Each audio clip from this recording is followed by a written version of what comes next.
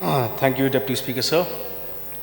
See, with regards to the short duration raised by a colleague from Nongkrem, we look into the facts and figures of what the state government has been trying to do. Now, in the past couple of months, under the chairmanship of Balajied Rumboy, we had initiated a meeting with these central institutions in our state. There was a clear cut that the government, central government, has raised, put in points with regards to the percentage of the tribals in Meghalaya, especially in central institutions. So far, these universities, they may have claimed that they are following the procedure of putting the reservation of group C and D for 44%. Now, but the question is, sometimes, how do we raise the identity of who is the local beneficiary of this percentage? Now we look at the state of Meghalaya, 3 major tribes, Khasi, Garo and Jaintia. Now if we follow strictly under these communities, I think the government can pursue with these institutions that our local youths are getting the employment. And going by the statistics of our state, a majority of the age group is between of the youths up to 35 years. And under the central reservation policy, up to 32 years, our people can be employed. So I think the government should take a proactive steps to call these institutions and make sure that our youths of our state, especially Khasi, Garo and Jaintia tribes, are benefited from this reservation. So with this submission, I resume my seat. Thank you, sir. Thank you. Any other member? Yeah, Heavingstone.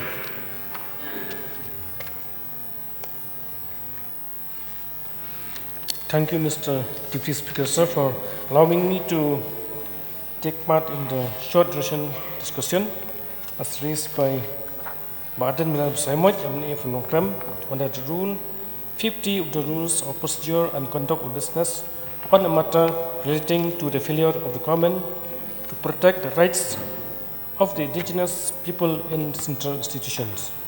So I feel that regarding this matter that Kata alone are not the only way for the complex challenges facing our indigenous communities.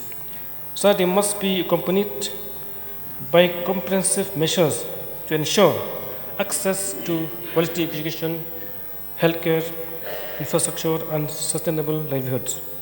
So it requires partnership and collaboration between the government, civil society, and indigenous leaders to chart a path towards genuine equality and social justice.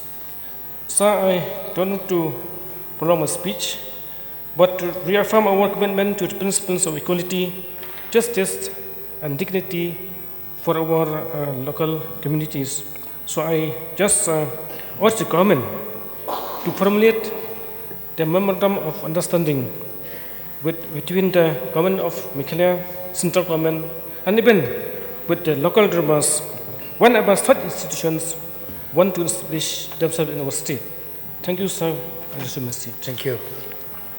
Yeah, Ronnie, Lyngdoh.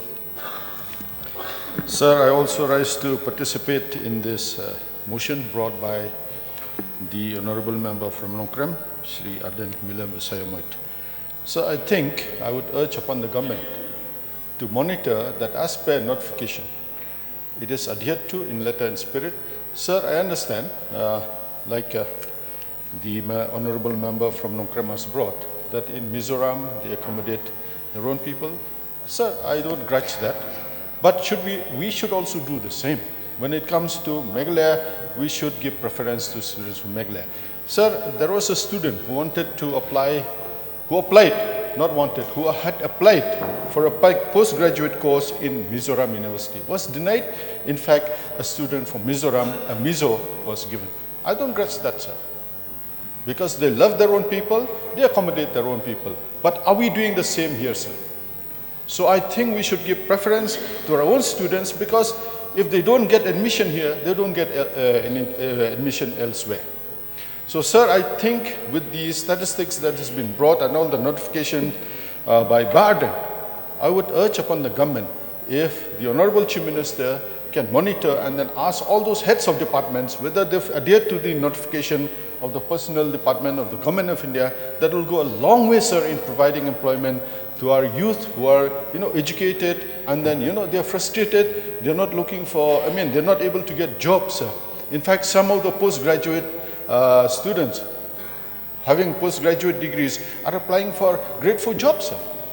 So of all these institutes that he has listed, about more than 40 of them, if each of them can accommodate 50, 100, I think we can resolve to a certain extent the amount of our educated youth who are employed. I would humbly urge upon the Honorable Chief Minister, sir, if he can call a meeting of all these head of institutions, and if at grade C, grade D, employees can be accommodated, sir, I think we will have done a great service to our youth. And as stated in the statistics, we have more than 70% of our youth below the age of 35, sir.